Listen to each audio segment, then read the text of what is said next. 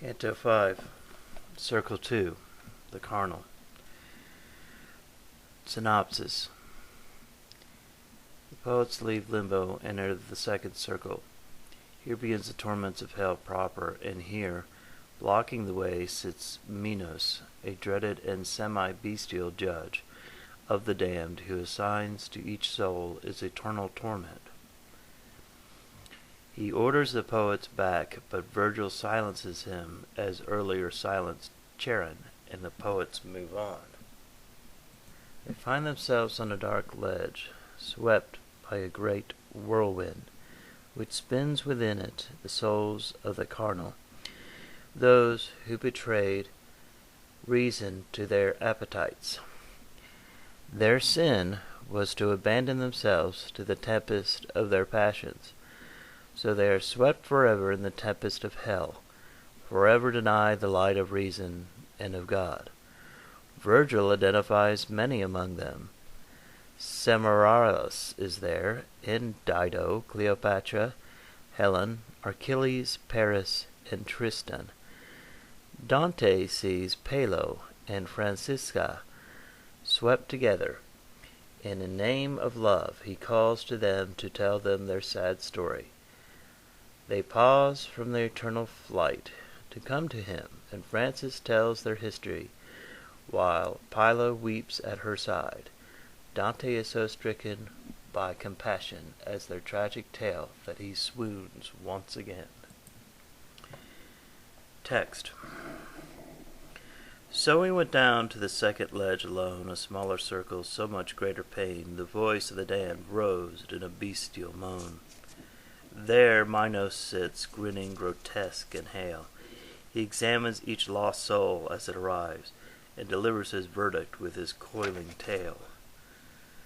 That is to say, when the ill-fated soul appears before him, it confesses all, and that grim sorter of the dark and foul decides which place in hell shall be its end, then wraps his twitching tail about himself, one coil for each degree it must descend. The soul descends, and others take its place. Each crowds in its turn to judgment, each confesses, each hears its doom, and falls away through space. O you who have come into this camp of woe, cries Minos, when he saw me turn away without awaiting his judgment.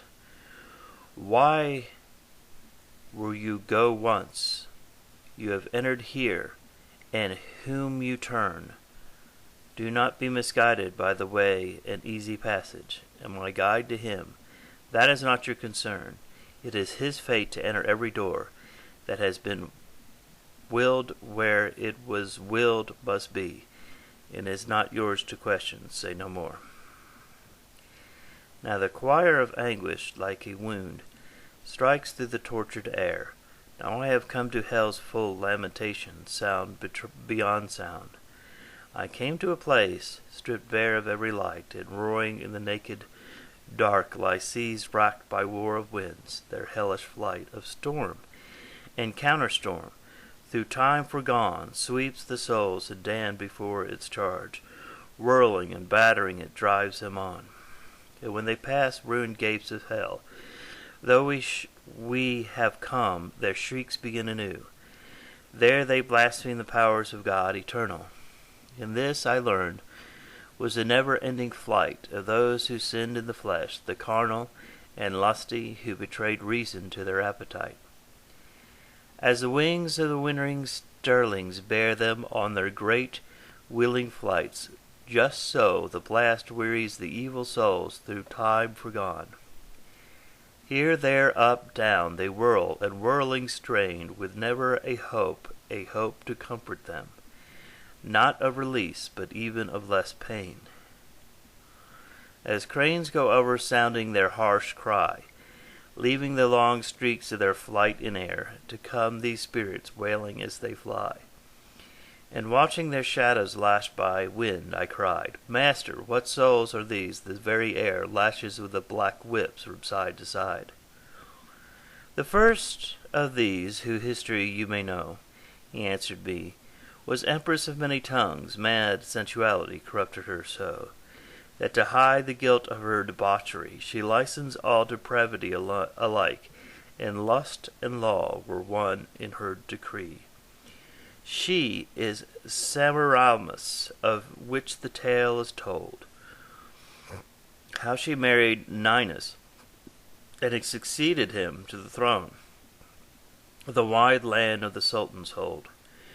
The other is Dido, faithless to the ashes of Sisyllus. She killed herself for love. The next, whom the eternal tempest lashes.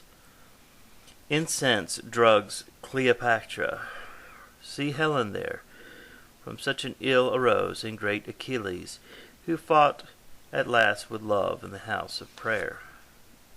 And Paris, and Tristan, and they whirled above. He pointed out more, 1,000 shades of those torn from the mortal life by love. I stood there while my teacher, one by one, named the great knights and ladies of dim time, and I was swept by pity and confusion. At last I spoke, Poet, I should be glad to speak a word with those who swept together so lightly on the winds and still so sad. And he to me, watch them. When next they pass, call to them in the name of love that drives and damns them here. In the name they will pause. Thus, as soon as the wind in its wild course brought them around, I called, O wearied souls, if none forbid it, pause and speak to us. As mating doves that love calls to the nest, glided through the air with motionless raised wing, borne by the sweet desire that fills each breast. Just so those spirits turned on the torn sky, from the bands where Dido whirls across the air. Such was the power of pity in my cry. O living creatures, gracious, kind, and good, going this pilgrimage through the sick night, visit us who stain the earth with blood, where the King of Time, our friend, would pay his peace on you to have pitied us. As long as the wind will let us pause, ask us of what you please. The town where I was born lies by the shore where the Po descends into the ocean rest, while its attendant streams one long murmur. Love, which is gentle as hearts, I will soon bloom, seized my lover with passion for the sweet body from which I was torn, unshriven to my doom. Love, which permits no loved one not to love, took me so strongly with delight in him, that we are one in hell as we were above. Love led us to one death.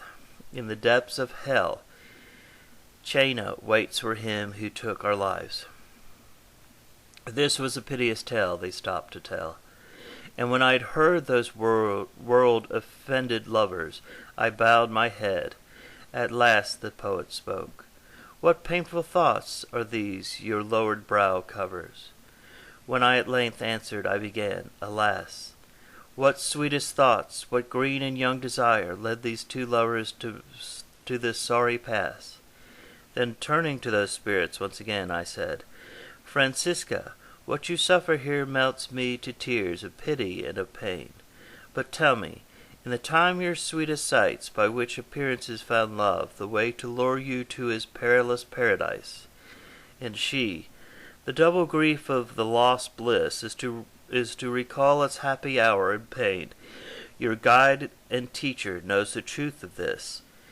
But if there is intended a soul in hell, to ask of the beginning of our love, out of his pity, I will weep and tell. On a day from dalliance we read the rhyme of Lancelot, how love had mastered him. We were alone with innocence and dim time. Pause after pause that high old story drew our eyes together while we blushed and paled, but it was one soft passage overthrew our caution and our hearts.